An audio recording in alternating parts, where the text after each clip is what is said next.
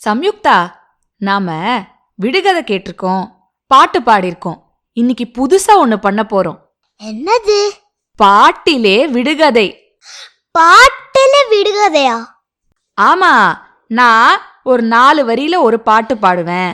அது என்னன்னு நீ கண்டுபிடிக்கணும். அதுக்கப்புறம் நீ 4 வரியில பாடு, அது நான் என்னன்னு கண்டுபிடிக்கிறேன். சரியா? சரி அம்மா. முதல் பாட்டு. நெட்டையான காலுடனே நீளமான கழுத்துடனே சுட்டு பொசுக்கும் மணலில் கூட சுமையை தூக்கி செல்லும் அது. என்ன தெரியுமா பாப்பா, என்ன தெரியுமா? நெட்டையான காலுடன் நீளமான கழுத்துடன் சுட்டு பொசுக்கும் மணலிலே சுமையை தூக்கி செல்வது ஒட்டகம் அம்மா. அது ஒட்டகம் அம்மா.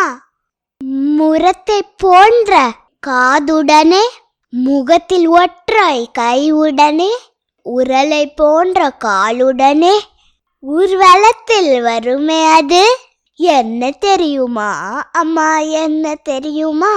முரத்தை போன்ற காதுடன் முகத்தில் ஒற்றை கையுடன் உரலை போன்ற காலுடன் ஊர்வலத்தில் வருவது யானைதானே பாப்பா, யானைதானே. பட்டு போன்ற உடலுடனே பல நிறத்தில் இறகுடனே கட்டையான குரலுடனே கழித்து நடனம் ஆடும் அது. என்ன தெரியுமா பாப்பா, என்ன தெரியுமா?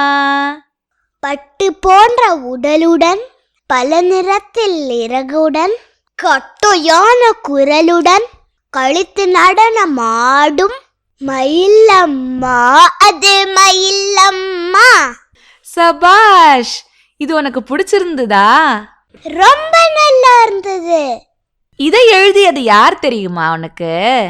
தெரியும். யாரு? வள்ளியப்பா தாத்தா தானே? ஆமா, அவரேதான். என்ன குழந்தைங்களா, உங்களுக்கும் இந்த விடுகதை பாடல் பிடிச்சிருந்ததா?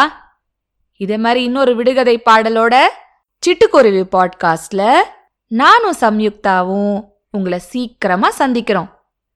அது வரைக்கும் நீங்க எல்லாரும் சிரிச்சுக்கிட்டு கிரிச்சுக்கிட்டு சந்தோஷமா இருக்கணும். நன்றி, வணக்கம்.